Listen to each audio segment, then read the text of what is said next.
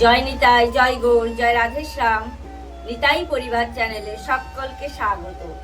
সচ্চিদানন্দ স্বরূপ শ্রীকৃষ্ণের আতুল চরণে প্রণতি জ্ঞাপন করে আজকের ভিডিও শুরু করছি।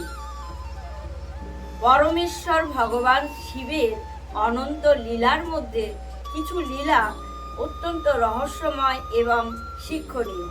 আপনারা কি জানেন, মহাদেবকে এমন এক অসুরের সাথে যুদ্ধ করতে হয়েছিল যে সে কোনো সাধারণ দানব ছিল না, বরং তার নিজের ক্রোধ এবং অন্ধত্বের ফল। এই অসুর শিবের তেজ থেকে জন্মেছিল, তবুও সে শিবকেই চ্যালেঞ্জ জানিয়েছিলেন। এবং আজ আমরা আলোচনা করব অন্ধকাসুরের সেই কাহিনী, সেই অসুর যাকে মহাদেব নিজেই জন্ম দিয়েছিল এবং তাকে মহাদেবকেই বধ করতে হয়েছিল। শিব পুরাণের এই করুণ এবং রহস্যময় কাহিনী আমাদের শিক্ষা দেয় যে আমাদের মনের ভেতরে অহংকার কিভাবে পরমেশ্বর ভগবানের থেকে দূরে সরিয়ে নিয়ে যায় এবং চরম ধ্বংসের কারণ হয়ে ওঠে।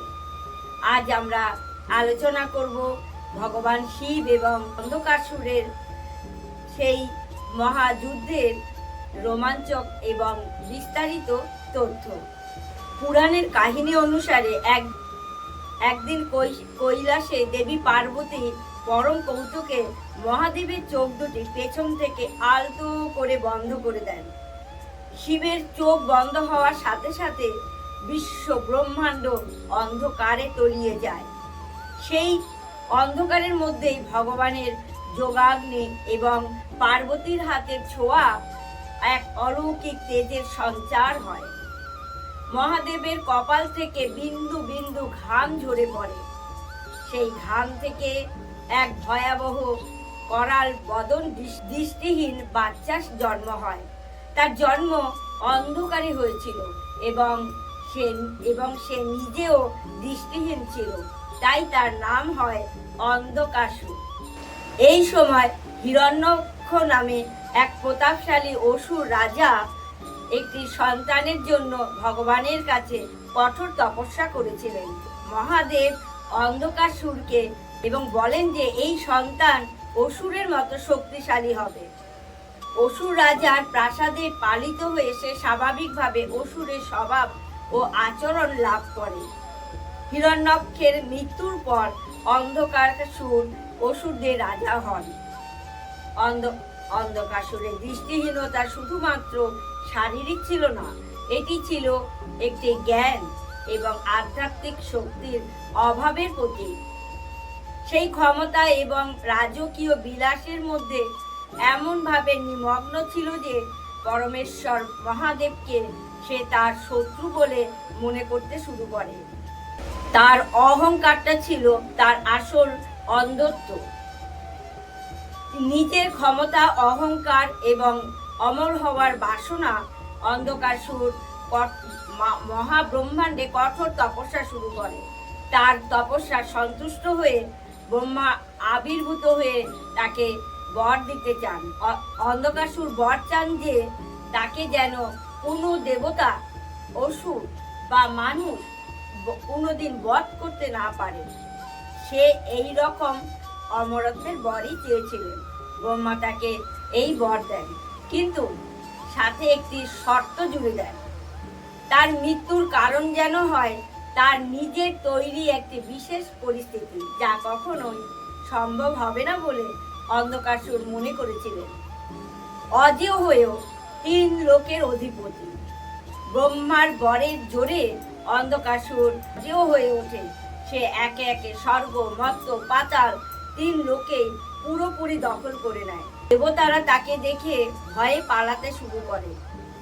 সে ইন্দ্রের সিংহাসন দখল করে এবং বিশ্ব ব্রহ্মাণ্ডের অধর্মে রাজত্ব প্রতিষ্ঠা করে। এমনকি ঋষি এবং সাধুদেরও যজ্ঞ ও পূজা বাধাগ্রস্ত করতে শুরু করেছিলেন। অন্ধকাসুর কৈলাসে এসে পৌঁছান এবং মহাদেবের ক্ষমতাকে সরাসরি চ্যালেঞ্জ করেন। যে মনে করত সে যেহেতু অমর, সে মহাদেবকেও পরাস্ত করতে পারবে। সেই কৈলাসের শান্ত এবং পবিত্র পরিবেশ নষ্ট করতে শুরু করে এবং মহাদেবের অনুচরদের ওপর আক্রমণও করে। কৈলাসে এসে দেবী পার্বতীকে দেখে লুব্ধ হয়। সে মহাদেবকে অপমান করে আর পার্বতীকে হরণ করার চেষ্টা করে।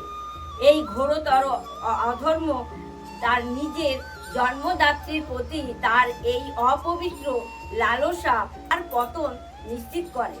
মহাদেব যখন জানতে পারে অন্ধকাসুর পার্বতীকে হরণ করতে এসেছে, তখন তিনি অত্যন্ত ক্রুদ্ধ হন। মহাদেব এবং অন্ধকাসুরের মধ্যে এক মহাযুদ্ধ শুরু হয়। এই যুদ্ধ সাধারণ যুদ্ধ ছিল না, এটি ছিল এক ধর্ম এবং অধর্মের লড়াই। যুদ্ধের প্রলয়ঙ্কারী আঘাতে সমগ্র বিশ্ব ব্রহ্মাণ্ড কেঁপে ওঠে। যুদ্ধের সময় মহাদেব যখন ত্রিশূল দিয়ে অন্ধকাসুরের আঘাত করতে লাগলেন, তখনই তার শরীর থেকে রক্ত ফোঁটা থেকে শত শত নতুন অন্ধকাসুর জন্মাতে শুরু করে। তারা সবাই অন্ধকাসুরের মতোই শক্তিশালী ছিল। মহাদেব বিস্মিত হন যে একে বধ করা কিভাবে সম্ভব হবে। মহাদেব যখন বুঝতে পারলেন এই রক্ত থেকে নতুন অসুর জন্ম নিচ্ছে, তখন তিনি তার শক্তি মাতৃকা দেবী এবং মহাকালীকে ডাকেন। তিনি বুঝতে পারেন এই অলৌকিক শক্তিকে রুখতে হলে দেবীর সাহায্যই প্রয়োজন।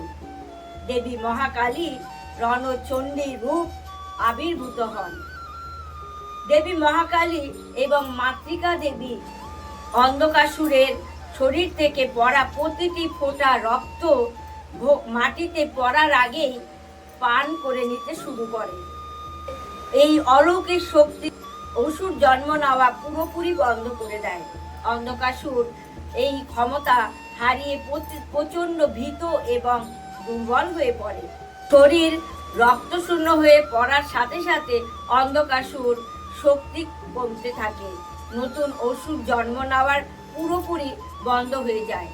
সে বুঝতে পারে তার অমরত্বের বর আজ আর তাকে বাঁচাতে পারছে না। মহাদেব তাকে ধীরে ধীরে কাবু করে ফেলে। অবশেষে মহাদেব অন্ধকাসুরের তার ত্রিশূল দিয়ে বিদ্ধ করেন এবং তাকে হাওয়ায় ঝুলিয়ে রাখেন। এই আঘাত ছিল তার অহংকার এবং অধর্মের শেষ বিন্দু। ত্রিশূলের বিদ্ধ অবস্থায় সে আর কোনো কিছু করার ক্ষমতা হারিয়ে ফেলল।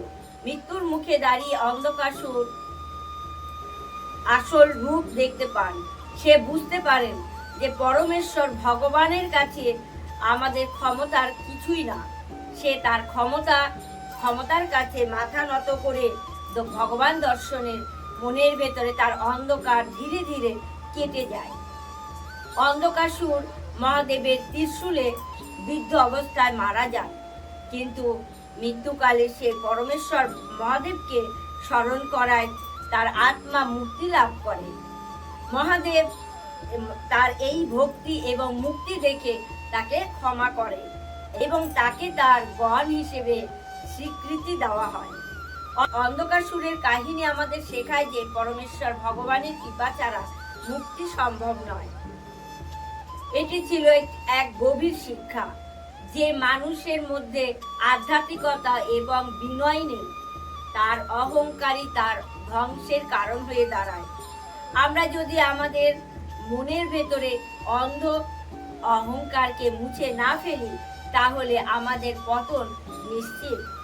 শিব পুরাণের এই কাহিনী আমাদের শেখায় যে আমাদের মনের ভেতরে অন্ধকারকে শুধুমাত্র জ্ঞান এবং ভক্তি দিয়ে মুছে ফেলা সম্ভব। নিতাই পরিবারের পক্ষ থেকে এই কাহিনীটি যদি আপনাদের ভালো লেগে থাকে, তবে ভিডিওটি লাইক করুন এবং অন্য ভক্তদের সাথে শেয়ার করুন। শিবের এই লীলাটি আপনাদের মতামত কমেন্টে জানাতে ভুলবেন না। এই ধরনের আরও পৌরাণিক কাহিনী শুনতে নিতাই পরিবার চ্যানেলটিকে সাবস্ক্রাইব করে আমার সাথে থাকবেন। সকলে সুস্থ থাকুন, ভালো থাকুন, আনন্দে থাকুন এবং হরি নামে মগ্ন থাকুন। জয় নিতাই, জয় গৌর, জয় রাধেশ্যাম।